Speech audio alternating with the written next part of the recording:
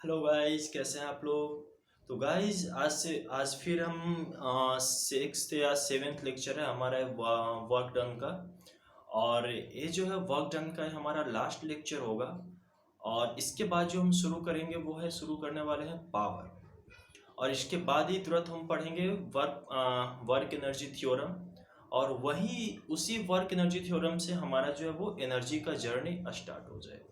यानी कि उसके बाद फिर हम पढ़ते चलेंगे energy, kinetic energy, potential energy, ये सब हम पढ़ते चलेंगे। तो अभी जो है मैंने सोचा कि वर्क का कहीं ना कहीं पावर का वीडियो शूट करने से पहले कुछ वर्क डन का कुछ न्यूमेरिकल्स कर लिया जाए। क्योंकि उस न्यूमेरिकल से फ़ायदा होगा कि आपके पास जो डाउट्स होंगे या फिर न्यूमेरिकल्स को लेकर जो प्रॉब्लम्स जो आते आते होंगे वो कहीं ना कहीं उसका एक सॉल्यूशंस निकल सकता है। वो उसमें आपको ये बेनिफिट करे, बेनिफिशियल होगा उसके लिए। तो आइए स्टार्ट करते हैं इस न्यूमेरिकल्स को सॉल्व करना। आप देख सकते हैं कि आपके सामने जो बोर्ड के ऊपर कुछ न्यूमेरिकल्स लिखे हुए हैं। तो यहाँ पर दो न्यूमेरिकल्स हैं, मैं इसमें से एक को अभी मिटाता हूँ और एक को सॉल्व करता हूँ। Clear guys? चलिए मैं इसे मिटाता हूँ सेकंड न्यूमेरिकल को।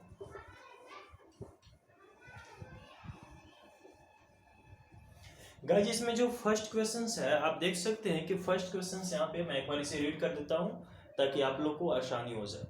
तो यहाँ पे जो फर्स्ट क्वेश्चन है वो कुछ इस प्रकार है। A cluster of clouds at a height of 1000 metre above the earth burst and enough rain fell to cover an area of 10 to the power 6 meter square with depth of 2 centimeter. How much work would have been done in raising water to height of clouds? And यहाँ given है g equal to 10 meter per second square and rho of water equal to 10 to the power 3 kg per meter cube। इसका मतलब क्या हुआ? इसका मतलब है बच्चों कि मान लीजिए कि अर्थ का सरफेस है, ये क्या है? ये अर्थ है। अर्थ के सरफेस से 1000 किलोमीटर पर ये कुछ तरह से बादल है। क्या है? क्लाउड्स है, बादल है। कितने मीटर पर? तो 1000 मीटर हाइट पर। ठीक है। जब ये बादल ब्रस्ट करेंगे, जब ये बादल फटेगा तो पानी नीचे गिरेगी। तो जब ये पानी जब नीचे गिरती है तो पानी जो है वो अर्थ के सतह पर गिरती है। तो जब ये अर्थ की सतह पर गिरेगी तो कुछ एरिया कवर करेगी, कुछ क्षेत्रफल कवर करेगा।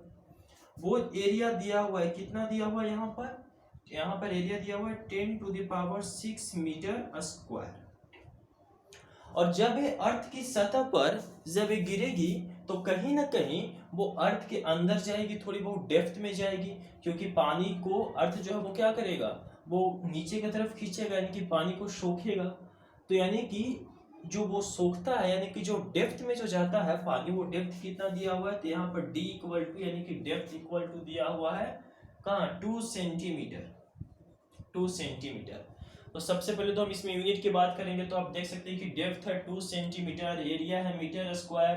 तो सेंटीमीटर सेंटीमीटर और मीटर स्क्वायर। तो सबसे पहले हम यूनिट को क्या करेंगे? चेंज कर लेते हैं।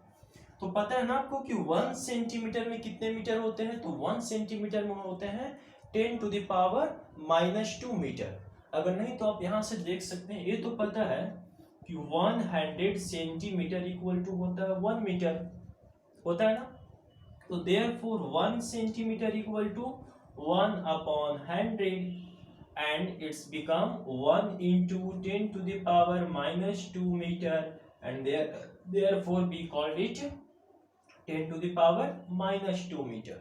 यानी कि 1 centimetre equal to 10 to the power -2 metre. तो इस तरह से अगर हम इस डेप्थ को सेंटीमीटर में जो है इसे हम क्या करेंगे? मीटर में चेंज कर लेंगे। तो कितना आ जाएगा? तो ये आ जाएगा 2 into 10 to the power -2 metre. Clear बच्चों? इसके बाद आप देखिए कि how much work would have been done in raising the water to the height of clouds. इसमें आपको g इक्वल टू दिया हुआ है 10 metre per second square. Rho of water यानी कि डेंसिटी ऑफ वाटर दिया हुआ बच्चों 10 to the power 3 kg per metre cube. तो जो हमें इस न्यूमेरिकल्स में दिया था, देखो न्यूमेरिकल सोल्व करने का यही सबसे अच्छा तरीका है, द बेस्ट है कि आपको न्यूमेरिकल्स में जो दिए हुए हैं पहले उसको आप लिख लो कि न्यूमेरिकल्स में आपको क्या क्या दिया हुआ है। इसके बाद आपसे क्या पूछ रहा है, आप उसको जैसे में इसमें वर्क डन पूछ रहा है तो work done equal to what कर लिए। क्या पूछ रहा है, सबसे पहले न्यूमेरिकल सोल्व करने का तरीका ध्यान से समझेंगे कि क्या है कि क्वेश्चंस में आपको क्या क्या दिया हुआ है वो पहले लिख लिए। इसके बाद इस क्वेश्चंस में आपसे क्या पूछ रहा है उसको आप क्वेश्चन मार्क डाल के लिख लीजिए। इसके बाद जिस तरह से जो करने को कह रहा है आपको जिस कॉन्सेप्ट को अप्लाई करना वो कॉन्सेप्ट आप अप्लाई कीजिए और देन फिर इसको सॉल्व कीजिए। अब हमसे इसमें पूछ रहा है वर्क डन, तो वर्क डन बराबर क्या होता है बच्चों, तो वर्क डन बराबर होता है F dot S. Work done बराबर क्या होता है एफ डॉट एस। अब हमें इसमें फोर्स चाहिए और एस यानी कि डिस्प्लेसमेंट चाहिए। बच्चों यहाँ पर हाइट जो दे रखा है 1000 मीटर, एच जो हाइट जो दे रखा है वो क्या है, वो एस ही तो है, एस बराबर ही तो 1000 मीटर दे रखा है ना। यहाँ पर लिख देते हैं एस ए के बगल में कि एस इक्वल टू 1000 मीटर। जब भी पानी की बूंदे ऊपर से नीचे आएंगी ग्रेविटी के कारण, पानी की बूंदे ग्रेविटी के कारण यानी कि फोर्स ऑफ ग्रेविटी, इनके ऊपर फोर्स ऑफ ग्रेविटी लगेगी और जिसके वजह से पृथ्वी के ऊपर आएंगे। तो अब यहाँ पर बात आता है कि फोर्स ऑफ ग्रेविटी तो mg फोर्स होता है, तो mg तो इसका मास भी हमें चाहिए ना, तो इसमें तो मास दिया हुआ नहीं है, कोई बात नहीं दिया हुआ है। तो mg फोर्स कैलकुलेट करने के लिए यानी कि फोर्स ऑफ ग्रेविटी कैलकुलेट करने के लिए हमें m चाहिए, मास चाहिए। और मास कैसे निकालेंगे वो देखिए। तो बच्चों हमें पता है कि डेंसिटी इक्वल टू होता है मास अपॉन वॉल्यूम, राइट। तो क्या हम यहां से लिख सकते हैं कि mass equal to density into volume, rho का मतलब डेंसिटी, वी का मतलब वॉल्यूम। अब यहां पर आपको रो दिया हुआ है, कितना दिया हुआ है, density of water 10 to the power 3 kg per metre cube into volume of water. अब वाटर का वॉल्यूम तो दिया हुआ नहीं है, नहीं ऐसी बात नहीं, दिया हुआ है। देखिए कैसे दिया हुआ है, वॉल्यूम ऑफ वाटर, और वॉल्यूम इक्वल टू क्या होता है बच्चों, तो क्या आपको पता है कि volume equal to area into height यानी कि डेप्थ। हाइट, पानी कितनी एरिया कवर की, तो 10 to the power 6 metre cube, और पानी कितनी डेप्थ में गई, तो 2 सेंटीमीटर। ये मान लीजिए कि पानी इस तरह से अगर एरिया कवर की होगी, ये लीजिए,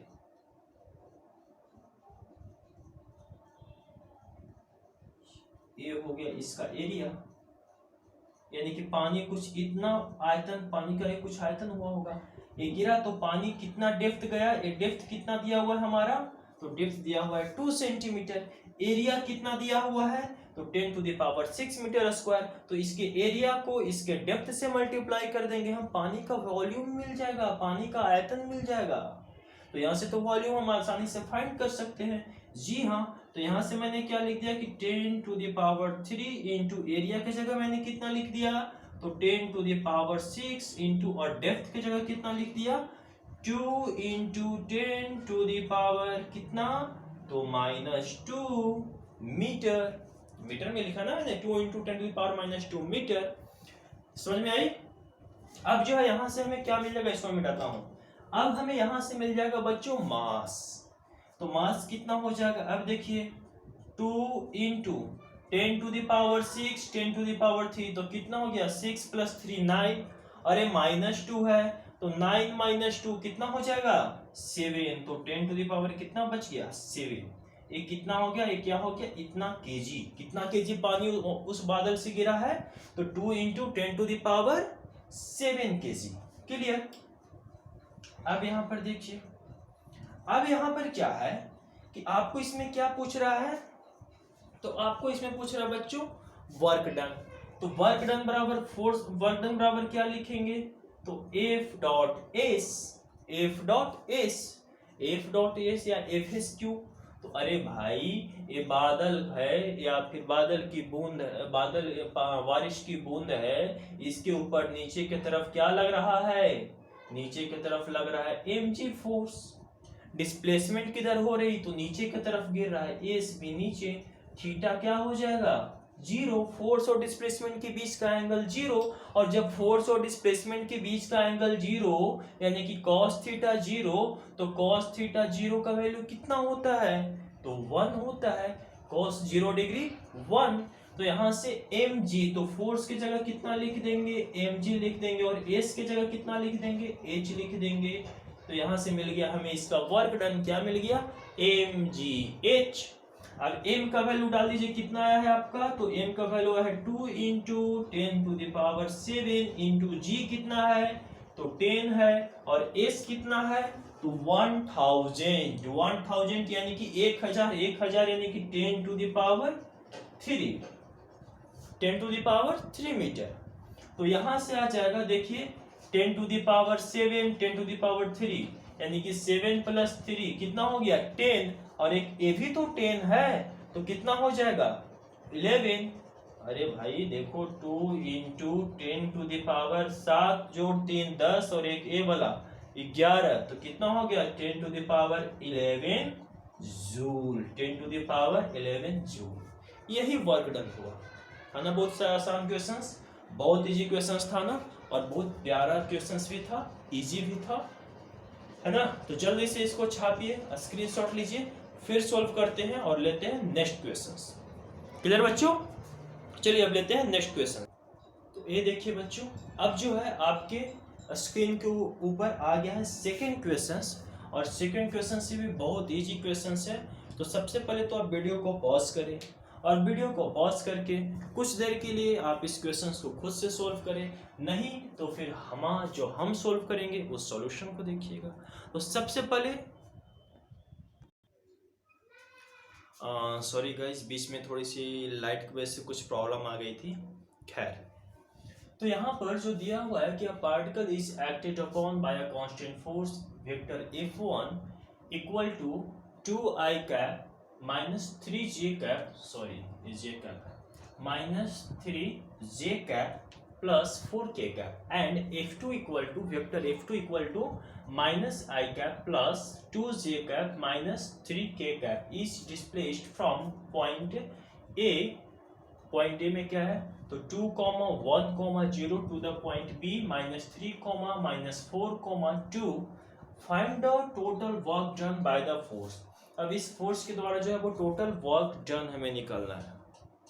तो इसके लिए क्या करेंगे, तो इसके लिए जी नहीं, अभी बताने वाले नहीं, सबसे पहले तो आप वीडियो को पॉज कीजिए, वीडियो को पॉज करके क्वेश्चंस को सॉल्व कीजिए जल्दी से, सिर्फ और सिर्फ 5 सेकेंड में। जल्दी से क्वेश्चंस एक बार आप देख ले और जल्दी से सॉल्व करें। हो गया, कर लिया आपने कोशिश, चलिए अब मैं करता हूँ। बच्चों यहाँ पे वेक्टर F1 वेक्टर F2 दिया हुआ है, यानी कि F1 और F2 दिया हुआ है। डिस्प्लेसमेंट हमें पॉइंट A और पॉइंट B के बीच की डिस्टेंस दी हुई, तो हमें डिस्प्लेसमेंट निकालनी है। कोई बात नहीं, चलिए देखिए। तो सबसे पहले तो F1 और F2 जो दिया हुआ, तो सबसे पहले हमें टोटल फोर्स निकालना पड़ेगा, क्योंकि find the total work done by the force. तो टोटल फोर्स पहले हम निकाल लेते हैं। तो यहां से अगर हम लिखेंगे कि टोटल फोर्स इक्वल टू क्या लिखेंगे, F1 प्लस F2, और F1 बराबर इसमें क्या दिया हुआ है, तो F1 बराबर इसमें दिया हुआ है, छोड़ो ऊपर इतना क्यों करना है, ये भी लिख लेते हैं। F1 बराबर कितना दिया हुआ है, तो दिया हुआ है 2i cap minus 3j cap plus 4k cap, है ना। और A प्लस में किसका आएगा, तो कौन सा प्लस में, F2 क्या है, तो F2 है minus i cap plus 2j cap plus minus 3k cap. अब इसको सोल्व कर लीजिए। तो सोल्व करेंगे तो क्या आ जाएगा, देखिए क्या आता है, 2i cap minus 3j cap plus 4k cap, और ये देखिए प्लस माइनस क्या हो जाएगा, minus i cap plus plus plus 2j cap plus minus 3k cap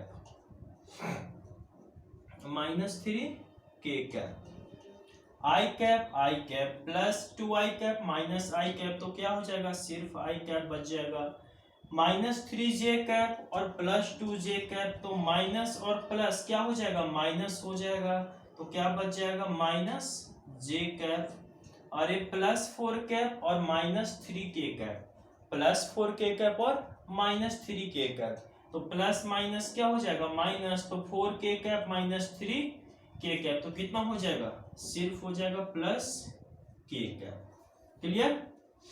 तो ए हमारा क्या निकल गया? ए हमारा निकल गया टोटल फोर्स। अब बात करते हैं डिस्प्लेसमेंट की।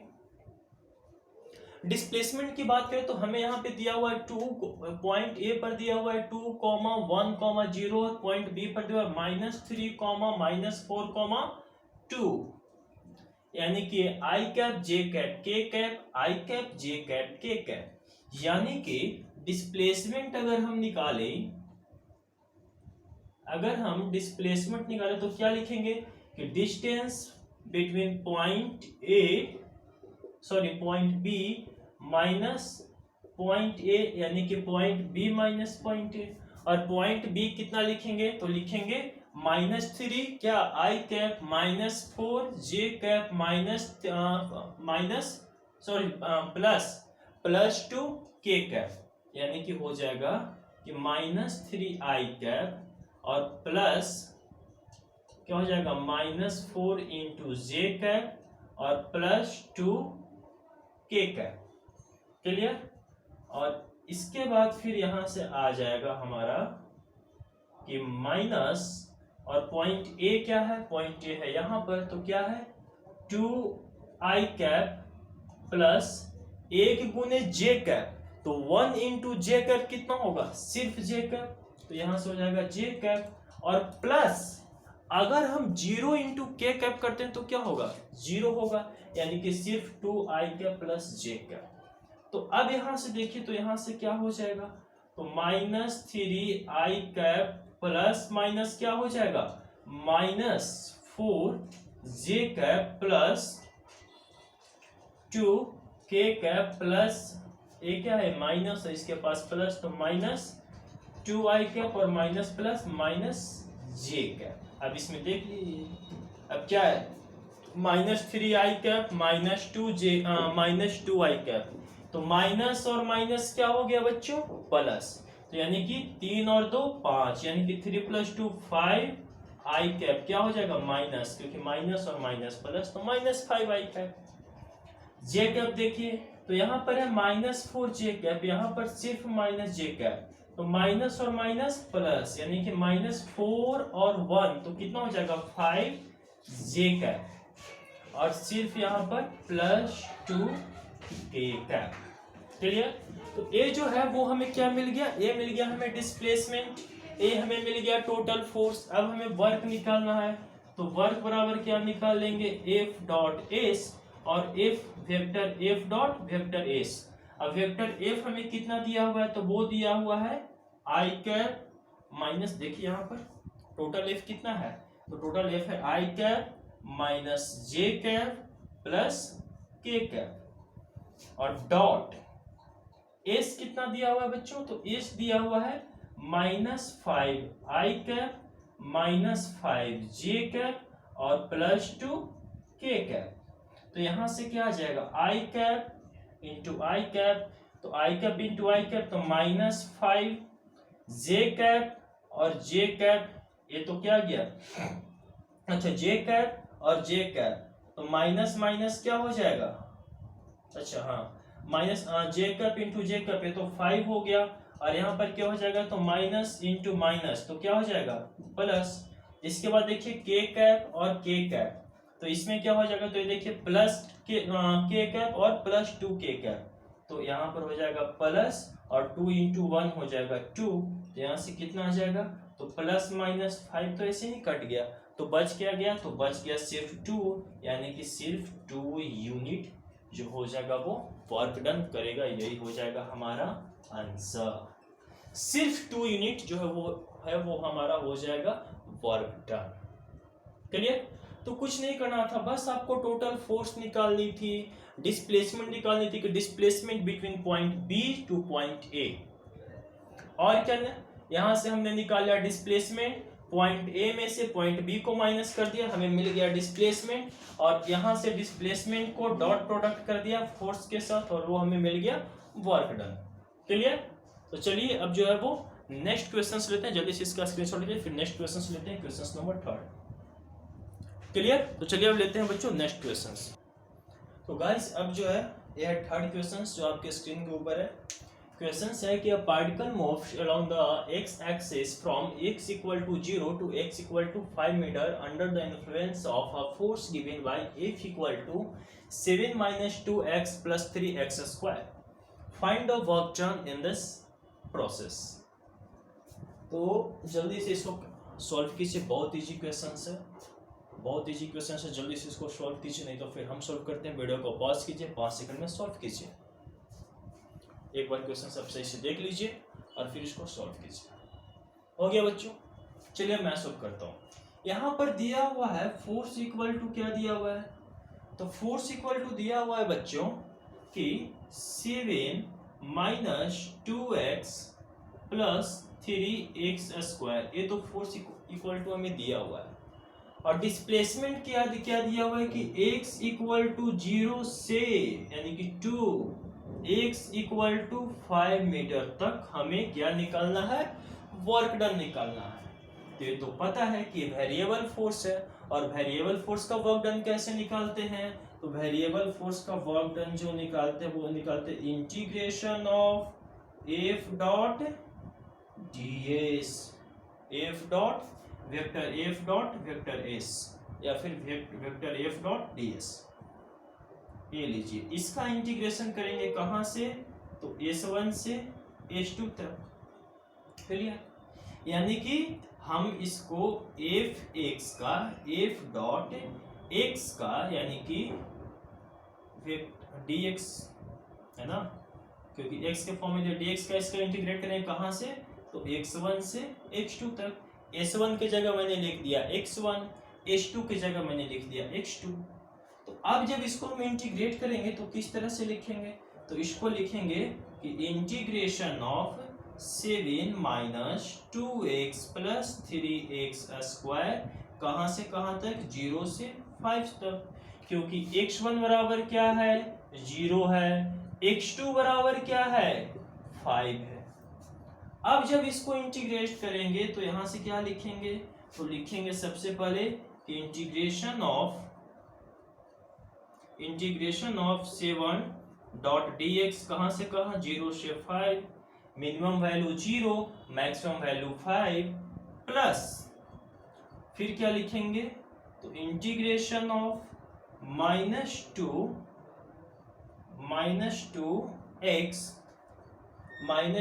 एक्स डॉट dx, कहां से कहां तक, इसको भी 0 से 5 तक, और प्लस और किसको इंटीग्रेट करेंगे, तो 3x स्क्वायर का, तो यहां से हो जाएगा कि 3x स्क्वायर डॉट dx 0 से 5 तक। क्लियर, तो जब यहां से इंटीग्रेशन करेंगे तो सबसे पहले क्या करेंगे, कांस्टेंट को सबसे पहले बाहर निकाल लेते हैं।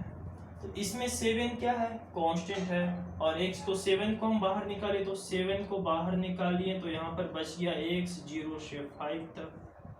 अच्छा काम करिए, प्लस माइनस क्या हो जाएगा, प्लस और माइनस 2x, तो प्लस माइनस क्या हो जाएगा, माइनस, तो यहाँ पे लिख दिया मैंने -2, कांस्टेंट है तो 2 को बाहर निकाल लिया। इसके बाद 0 से 5 तक, एक मिनट, हो जाएगा, -2 को मैंने बाहर निकाल लिया। अब इसको इंटीग्रेट करेंगे, इंटीग्रेट करने के बाद -2 को बाहर निकाल लिए ना, तो अब क्या बच गया अंदर में, तो अंदर में बच गया x square upon 2, x dot dx, तो क्या हो जाएगा, x स्क्वायर, तो स्क्वायर नीचे तो हो जाएगा 2, कहां से कहां तक, तो ये हो गया 0 से 5 तक, प्लस यहाँ पर क्या है, तो यहाँ पर 3 कांस्टेंट है तो 3 को बाहर निकालिए, अंदर में क्या बच गया, तो x स्क्वायर और डॉट dx, तो कितना हो जाएगा, x क्यूब, और नीचे में कितना हो जाएगा, पावर क्यू यानी कि 3। इसको कहां से कहां तक करेंगे, तो इसको भी करेंगे 0 से 5 तक। अब तो हो जाएगा। अब यहाँ से क्या कर लेंगे, तो इसमें बहुत सिंपल है, क्या सिंपल है बहुत, तो एक बार पहले x का मैक्सिमम वैल्यू डालेंगे, इसके बाद फिर x का क्या करेंगे, तो मिनिमम वैल्यू डालेंगे। चलिए कीजिए, तो हो जाएगा 7 इंटू कितना हो जाएगा, एक बार x के जगह हम 7 रखेंगे, एक बार x के जगह हम कितना रखेंगे, 7 रखेंगे, और माइनस एक बार x के जगह हम कितना रखेंगे, 0 रखेंगे, -2। एक काम करें, इस 2 को हम बाहर निकाल लें, तो इस 2 को ही बाहर निकाल, तो 2/2 इंटू एक बार x की जगह 5 रखेंगे x स्क्वायर की जगह, और एक बार क्या रखेंगे 0 रखेंगे, तो यानी कि 5 का स्क्वायर माइनस 0 का स्क्वायर, है ना। इसी तरह से आगे करते चले तो प्लस यहाँ पे क्या है कांस्टेंट 3, और इस वाले को भी बाहर निकाले तो आ जाएगा 3, नीचे में आ जाएगा 3, तो अंदर में क्या बच जाएगा तो एक्स क्यूब, और x के जगह पर एक बार 5 रखेंगे तो हो जाएगा 5 का क्यूब, और माइनस एक बार इसके जगह पे 0 रखेंगे तो हो जाएगा 0 का क्यूब। क्लियर, यहाँ तक क्लियर बच्चों। चलिए इसको मिटाएं, इस तरफ हम मिटाएं ताकि हमें कैलकुलेशन की तरह स्पेस मिल जाए। जल्दी से स्क्रीनशॉट लेते हैं, स्क्रीनशॉट इसको हम मिटाते हैं। चलिए अब है, अब क्या है तो देखिए, अच्छा यहाँ पे 5 लेना है, इसलिए मैं 7 लिख दिया। तो 5 माइनस 0 कितना हो जाएगा 7 इंटू 5 माइनस 0 कितना हो जाएगा 5, तो 5 लिख दिए।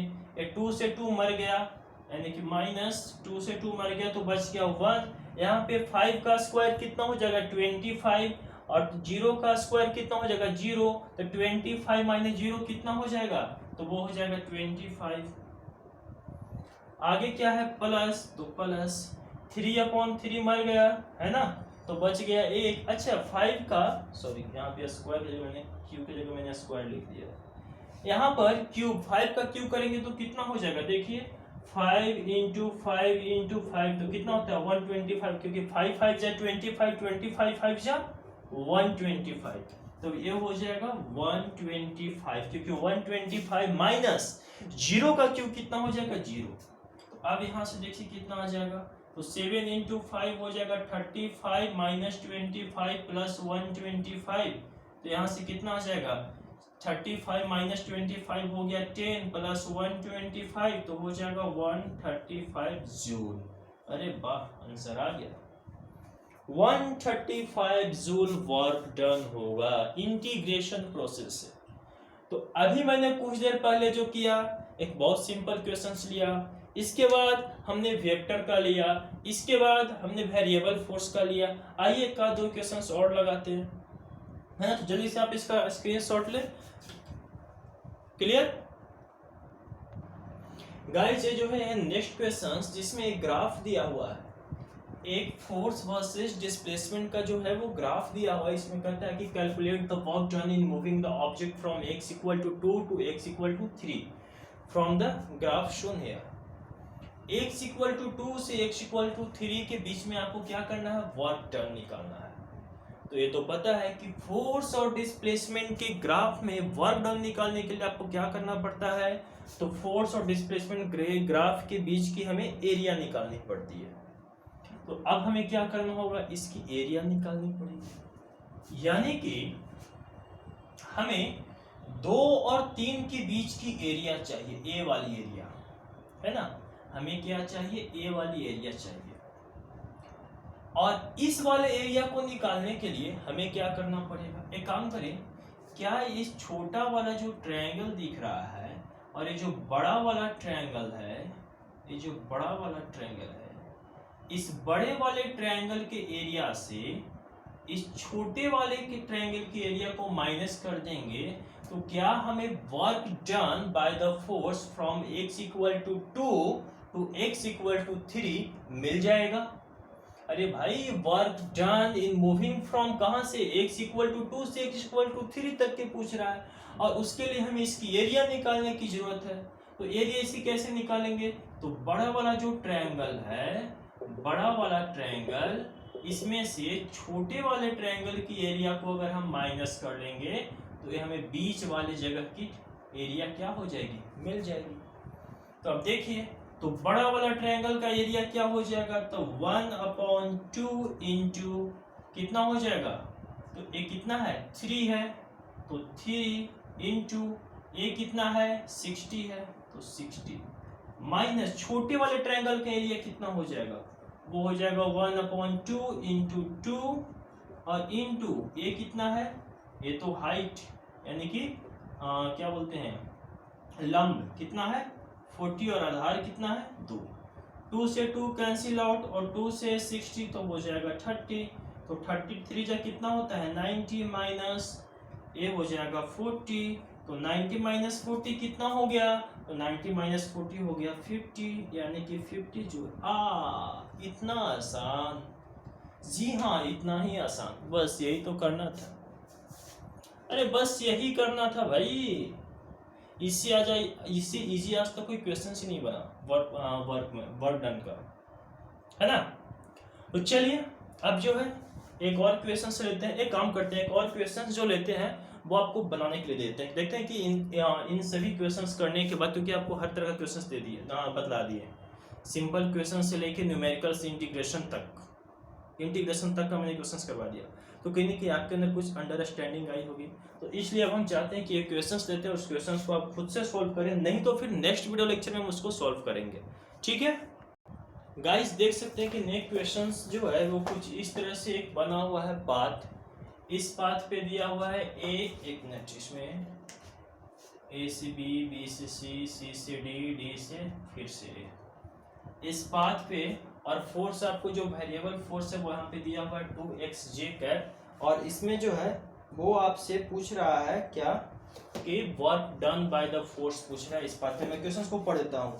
A force of vector F equal to 2xj cap Newton act in region where a particle moves anti-clockwise in a square loop of 2 meter in xy plane as shown in figure. Calculate the total amount of work done.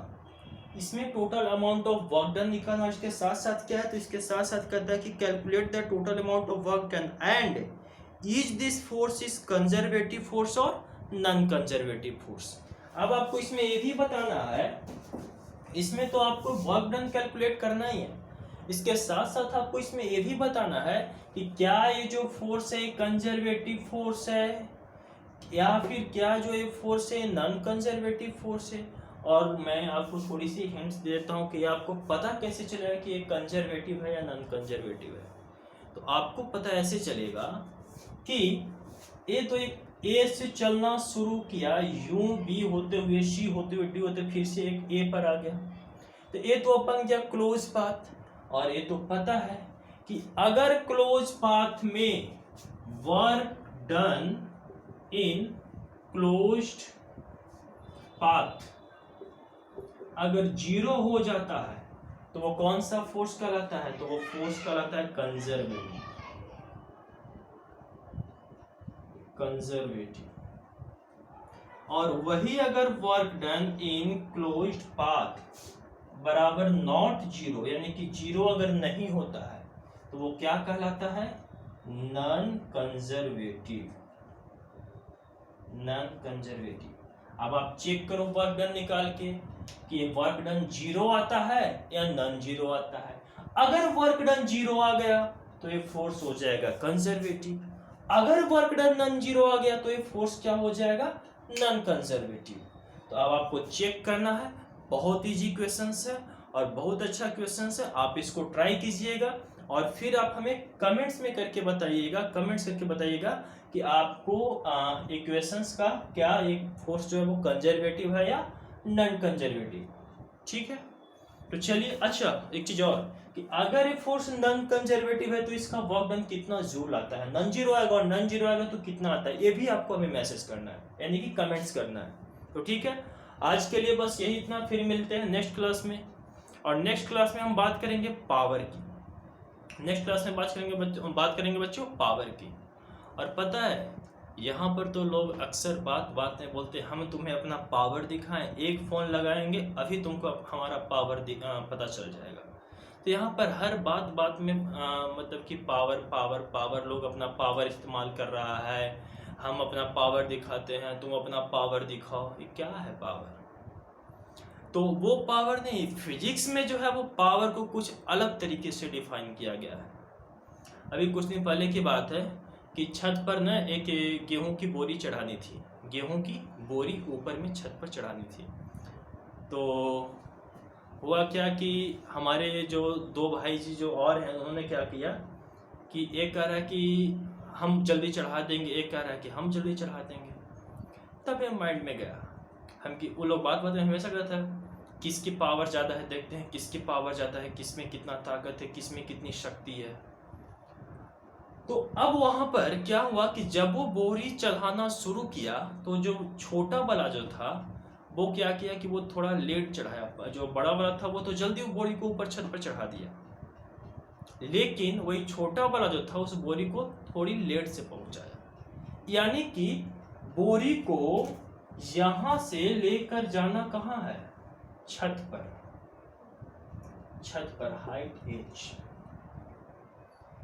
H height तक ही लेकर जाना है बोरी को, लेकिन जो बड़ा वाला था वो कम समय में इस बोरी को यहां से यहां पहुंचा दिया, और वही छोटा वाला जो था उसको टाइम ज्यादा लगा यहां से यहां चढ़ाने में।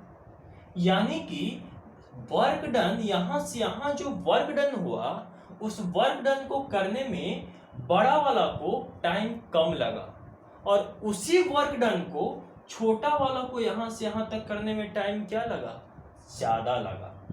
तो अब उसी काम को करने में जब टाइम ज्यादा लगा छोटा वाला को, तो उसको हम क्या बोले कि तुमको पावर अभी उतना नहीं, तुम्हारा शक्ति अभी कम है ना, थोड़ा कंट्रोल में रहा करो, तुम्हारे पास अभी शक्ति की कमी है। देखो वही काम है कम समय में कर दिया, इसके भी पावर देखो, इसके पास ज़्यादा ताकत, इसके पास ज़्यादा शक्ति है, एक तुरंत काम कर दिया, तुरंत यहाँ से यहाँ बोरी को चढ़ा दिया, और तुम जो है कि यहाँ से यहाँ लेट चढ़ाया, यानी कि तुम जो है ज़्यादा टाइम लिया। तो यानी कि शक्ति को, पावर को हम ऐसा कर सकते हैं कि ratio of work done upon time.